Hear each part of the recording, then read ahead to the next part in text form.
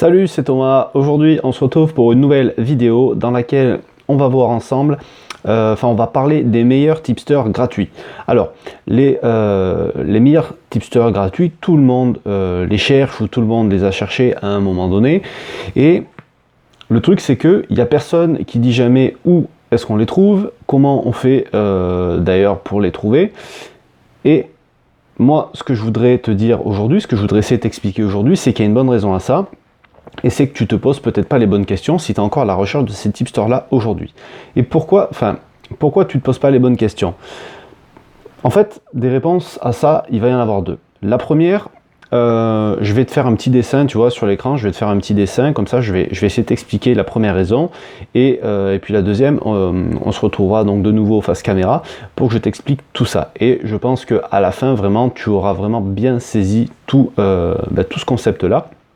Et je pense que ça va t'aider dans le futur de tes paris sportifs. Et voilà, donc on commence ça tout de suite. Donc on se retrouve sur, tu vas voir, sur un autre écran et ça va changer tout de suite. Donc comme je te disais, pour la première explication, je vais te faire un petit dessin. Mais avant, juste, je voudrais revenir sur quelque chose. Si tu veux, quand on parle de meilleur tipster, forcément, il y a beaucoup de monde qui va le suivre. Donc, s'il y a beaucoup de monde qui va le suivre, ça va engendrer plusieurs choses. La toute première, ça va être une chute de cote. Et peu importe si on se retrouve sur un marché de masse, ou sur un marché de niche, s'il y a vraiment beaucoup de monde qui suit un tipster, ça va faire forcément baisser la cote et pour tout le monde. Et au plus tu vas arriver tard, au plus la cote risque d'être faible. Et donc un marché de masse, au cas où tu ne sais pas ce que c'est, je vais juste le rappeler. Un marché de masse, c'est un marché du style comme la première ligue au foot, comme la NBA au basket. Et en gros, ça va être un marché sur lequel tu vas avoir les médias qui vont être très présents, tu vas avoir beaucoup d'argent qui va être misé par les parieurs. Voilà, c'est des choses qui vont générer beaucoup d'argent, donc ça va être très surveillé. Et c'est pour ça qu'on appelle ça un marché de masse. Et à l'inverse, un marché de niche, ça peut être par exemple la première ou la deuxième division de badminton, je dirais, ou le championnat national de foot en France, ou le championnat de futsal en Allemagne. Voilà, tout ça, ça va être des marchés de niche parce que c'est des sports auxquels pas grand monde s'intéresse, ou des divisions auxquelles pas grand monde s'intéresse. Donc il n'y a pas beaucoup d'enjeux, que ce soit pour les sites de paris, ou que ce soit pour les médias. Donc c'est un petit peu délaissé.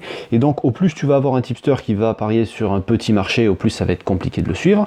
Et même avec un tipster gratuit, sur un marché de masse, ça va pas être compliqué de le suivre, ça va être facile de suivre, mais le problème c'est que tu vas avoir une chute de cote. Et cette chute de cote, elle va entraîner une chute de bénéfices, et c'est ce que je voudrais te montrer en fait avec le petit dessin que je vais te faire maintenant.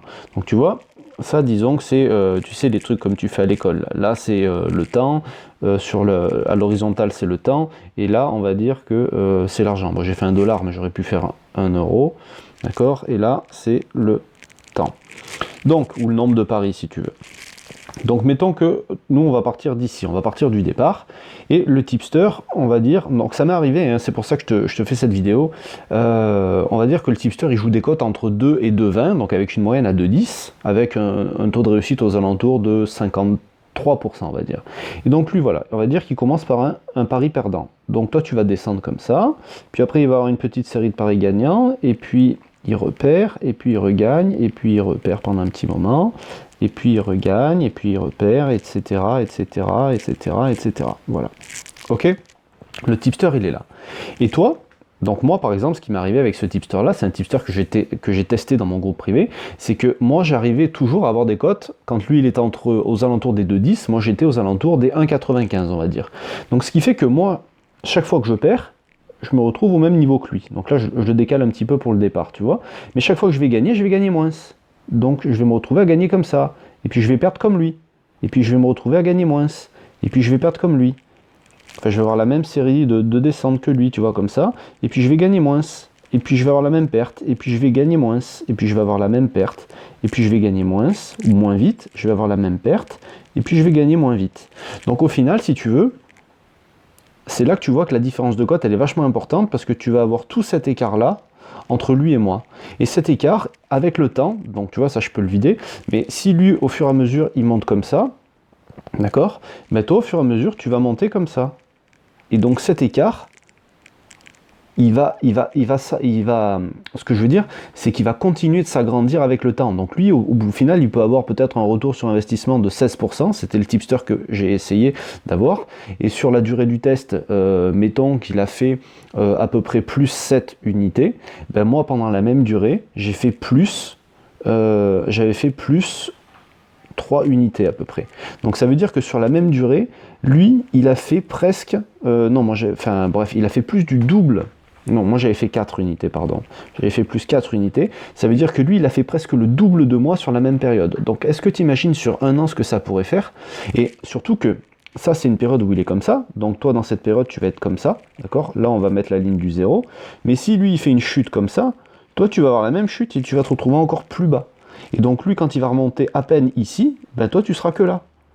Et au final, lui, il peut être en positif et toi, tu peux arriver juste, tu vois, juste à l'équilibre. Et c'est pour ça que, finalement, personne n'en parle des tipsters gratuits parce que voilà ce à quoi tu peux t'attendre. Tu peux t'attendre à ça, tu peux t'attendre à suivre un mec qui est super fort, mais au final, tu peux ne pas gagner d'argent parce que la chute de code va être tellement importante que ça va bouffer absolument 100% de ton bénéfice. Donc c'est pour ça que c'est pas forcément intéressant les tipsters gratuits.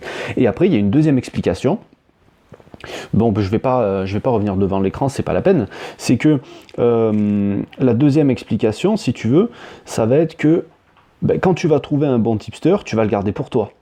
D'accord? Quand tu vas trouver un bon tipster, finalement, tu vas le garder pour toi, tu vas pas en parler, ou alors tu vas le partager simplement avec un groupe restreint, comme dans un groupe privé, ou comme que ce soit un groupe privé, ou un groupe Facebook, ou ce que tu veux, ou un groupe de collègues, tu vois. Parce que, ça va, au moins s'il y a de monde qui va le suivre, au moins tu vas avoir cet effet de chute de cote. Donc si tu n'as pas cet effet de chute de cote, tu vas gagner plus. C'est logique. Et le problème, c'est que ces mecs-là, au bout d'un moment, quand ils vont avoir des résultats positifs, et qu'ils vont avoir de plus en plus de monde qui va les suivre, qu'est-ce qu'ils vont faire? Ces mecs-là, ils vont demander de l'argent, ils vont devenir payants. Donc, si tu veux, au bout d'un moment, le cercle, la boucle est bouclée, et du coup, tu repars à zéro. Donc, tu recherches un tipster qui est bon. Ce tipster, il est super, tu vas pas forcément le partager, mais il y en a qui vont quand même le faire. Donc, du coup, il va y avoir de plus en plus de monde qui va le suivre, de par le bouche à oreille. Et au bout d'un moment, ce mec-là, il va devenir payant. Donc, c'est pour ça, finalement, que tu n'entends jamais parler des tipsters gratuits. Tu vois, il fallait se poser la bonne question. C'est pas de se demander où ils sont, c'est pas de demander qui c'est, parce qu'on me demande très souvent qui sont les meilleurs tipsters à suivre, etc. etc. Mais gratuitement, j'ai quasiment personne à te conseiller. Dans mon groupe privé, j'ai une liste de tipsters que je propose, de tipsters rentables. Hein. Il y en a des payants, il y en a des gratuits, mais les gratuits ne sont pas aussi rentables que les payants. De toute façon. Et des fois, même le fait de payer un abonnement, tu gagneras plus qu'à suivre un parieur, un tipster gratuit. Tu vois? Donc tout ça, je veux dire, si ça t'intéresse d'accéder à cette liste, tu peux y accéder. Je veux dire, voilà, il faut juste prendre un abonnement, tu viens dans le groupe. C'est comme tout, je la partage pas avec tout le monde. Tu vas même avoir des tipsters qui vont limiter le nombre de places. Parce que même en faisant payer, il peut y avoir des chutes de cote.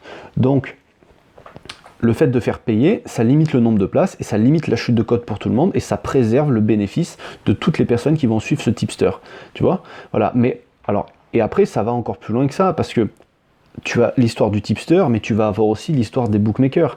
Il n'y aura pas que le tipster, parce que si tu n'as pas accès au même bookmaker, tu risques de ne pas avoir les mêmes cotes, tu risques de ne pas avoir accès aux mêmes paris. Donc tout ça aussi, tu vois, tu y as accès dans mon groupe, mais ce que je veux dire, c'est qu'il y a beaucoup de paramètres. Essaye d'arrêter de perdre du temps à chercher les meilleurs tipsters gratuits, parce que les meilleurs tipsters gratuits que tu vas trouver, au final, ils ne te rapporteront pas d'argent, ou en tout cas pas l'argent que tu espères. Voilà, c'est ce que je voulais t'expliquer aujourd'hui, c'est quelque chose de très important. Peut-être que tu es déçu, mais au final, c'est ça la réalité. Et comme je dis toujours, moi je suis pas un menteur. Tous les conseils que je donne, c'est les conseils qui m'ont permis de gagner avec les paris sportifs depuis plusieurs années maintenant. Et c'est ceux que je partage avec toi. Donc, si ça t'intéresse pas, tu vas voir sur une autre chaîne, tu vas encore essayer des trucs qui marchent pas, mais un jour tu reviendras parce qu'un jour tu auras compris. Si tu persistes dans cette voie-là, tu comprendras un jour et tu reviendras et tu verras que j'avais raison. Voilà, donc ben, je te laisse là-dessus. Si le groupe privé ça t'intéresse, tu as le lien en dessous dans la description. Et puis moi je te laisse, on se retrouve tous les mardis, tous les jeudis pour une vidéo de conseil en paris sportif. Bon week-end, bonne fin de semaine, ciao.